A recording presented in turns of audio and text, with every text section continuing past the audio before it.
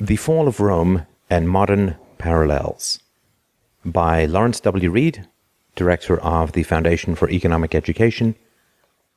This was a talk given in 1979. There's an old story worth retelling about a band of wild hogs which lived along a river in a secluded area of Georgia. These hogs were a stubborn, ornery, and independent bunch. They had survived floods, fires, freezes, droughts, hunters, dogs, and everything else. No one thought they could ever be tamed. One day, a stranger came into town, not far from where the hogs lived, and went into the general store. He asked the storekeeper, "Where can I find the hogs? I want to capture them." The storekeeper laughed at such a claim, but pointed in the general direction. The stranger left with his one-horse wagon, an axe, and a few sacks of corn. 2 months later he returned, went back to the store, and asked for help to bring the hogs out. He said he had them all penned up in the woods. People were amazed and came from miles around to hear him tell the story of how he did it. "The first thing I did," the stranger said, "was to clear a small area of the woods with my axe. Then I put some corn in the center of the clearing. At first, none of the hogs would take the corn. Then after a few days, some of the young ones would come out, snatch some corn, and then scamper back to the underbrush. Then the older ones began taking the corn, probably figuring out that if they didn't get it, some of the other ones would. Soon they were all eating the corn. They stopped grubbing for acorns and roots on their own. About that time, I started building a fence around the clearing, a little higher each day. At the right moment, I built a trap door and sprung it. Naturally, they squealed and hollered when they knew I had them. But I can pen any animal on the face of the earth if I can first get him to depend on me for a free handout." Please keep that story in mind as I talk about Rome and draw some important parallels between Roman history and America's situation today. Roman civilization began many centuries ago. In those early days, Roman society was basically agricultural, made up of small farmers and shepherds. By the 2nd century BC, large-scale businesses made their appearance. Italy became urbanized. Immigration accelerated as people from many lands were attracted by the vibrant growth and great opportunities the Roman economy offered. The growing prosperity was made possible by a general climate of free enterprise, limited government, and respect for private property. Merchants and businessmen were admired and emulated. Commerce and trade flourished, and large investments were commonplace. Historians still talk today about the remarkable achievements Rome made in sanitation, public parks, banking, architecture, education, and administration.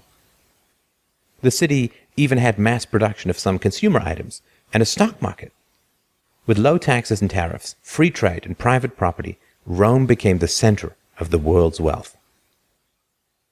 All this disappeared, however, by the 5th century AD, and when it was gone, the world was plunged into darkness and despair, slavery and poverty.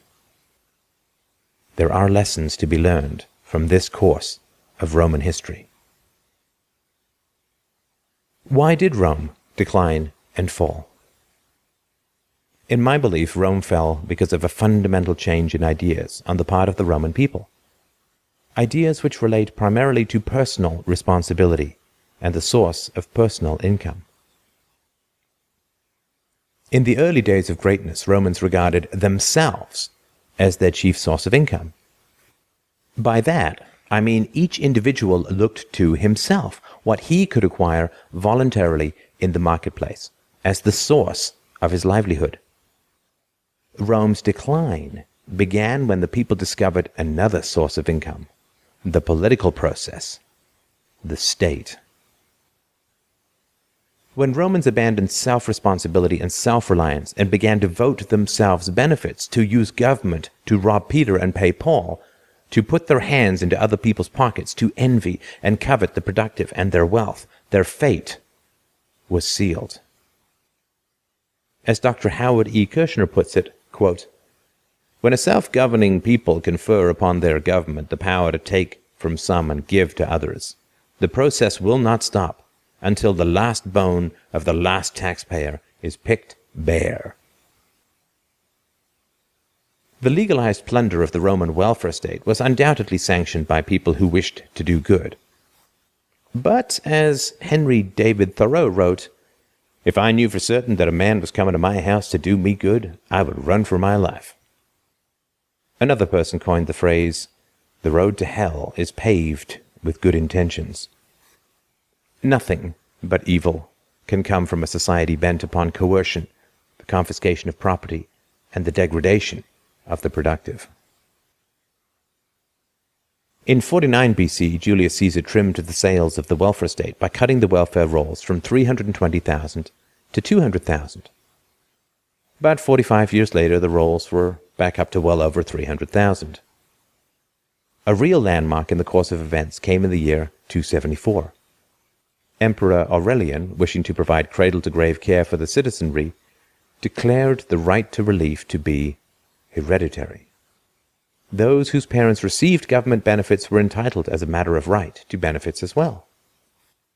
And Aurelian gave welfare recipients government-baked bread, instead of the old practice of giving them wheat and letting them bake their own bread, and added free salt, pork, and olive oil. Not surprisingly, the ranks of the unproductive grew fatter, and the ranks of the productive grew thinner. I am sure that at this late date there were many Romans who opposed the welfare state and held fast to the old virtues of work, thrift, and self-reliance. But I am equally sure that some of these sturdy people gave in and began to drink at the public trough, in the belief that if they didn't get it, somebody else would. Someone once remarked that the welfare state is so named because in it, the politicians get well and you pay the fare. There is much truth in that statement. In Rome, the emperors were buying support with the people's own money.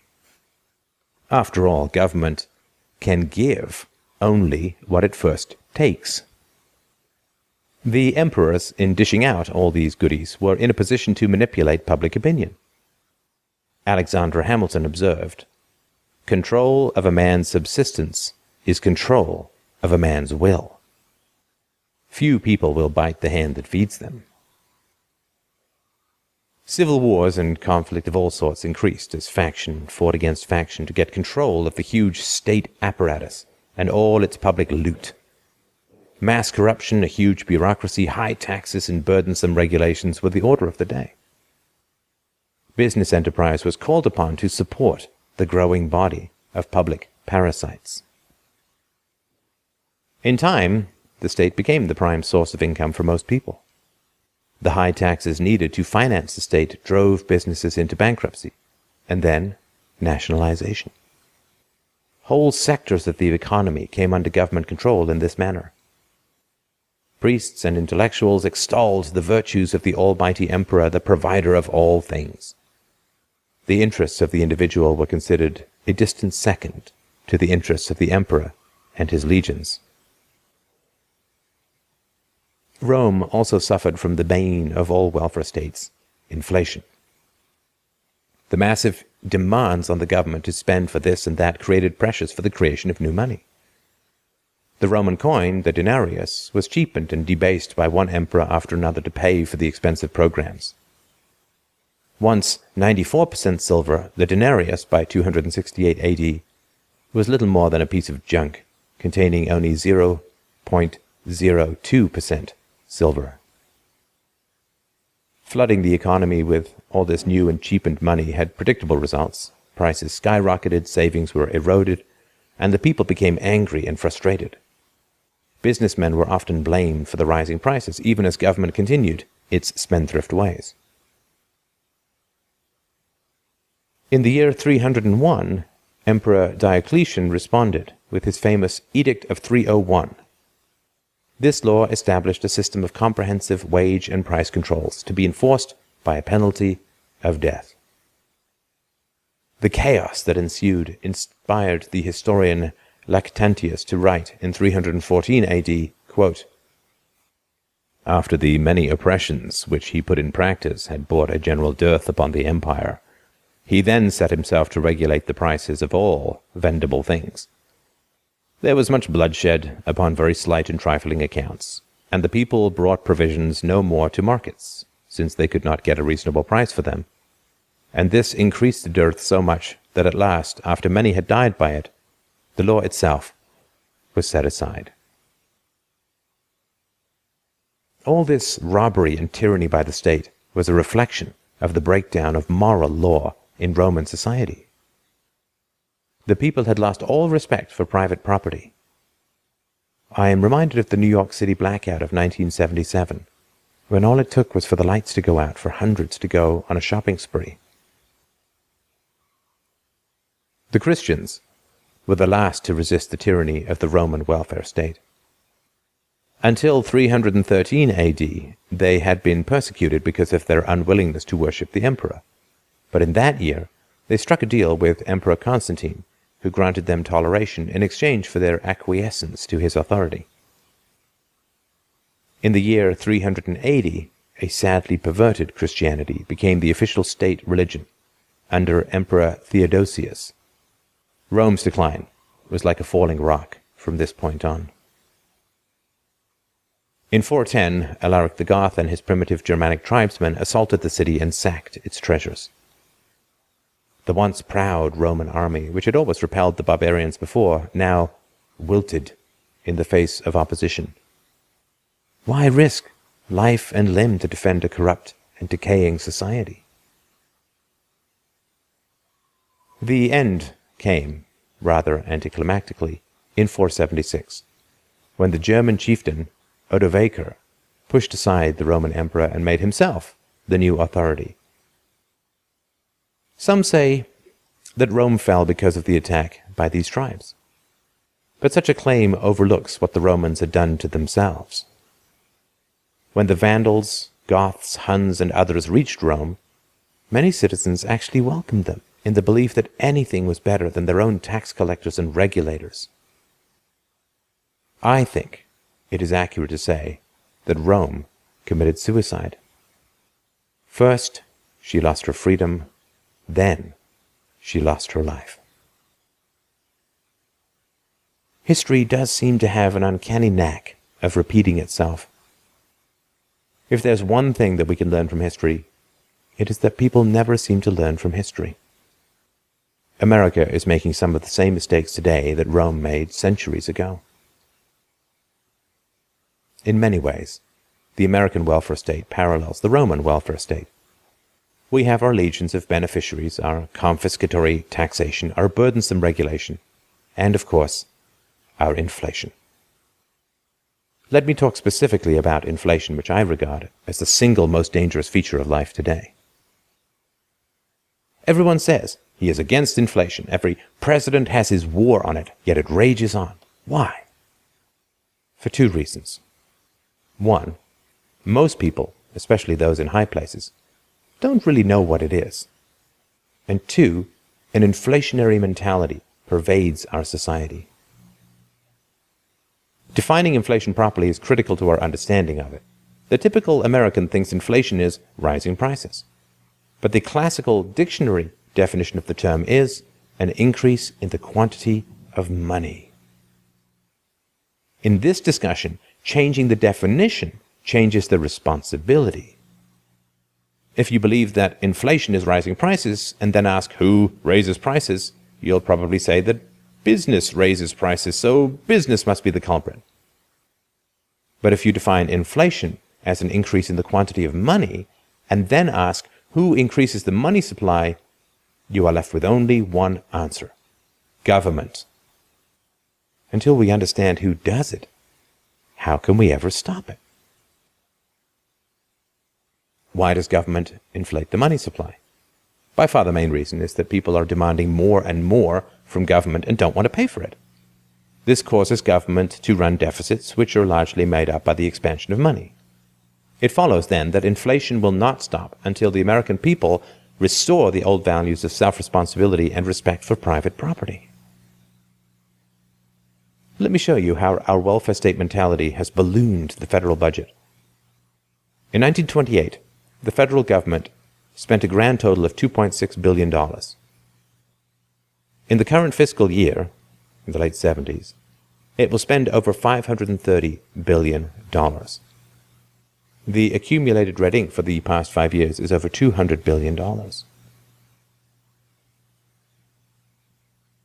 I've cited on other occasions a welfare recipient's letter to her local welfare office.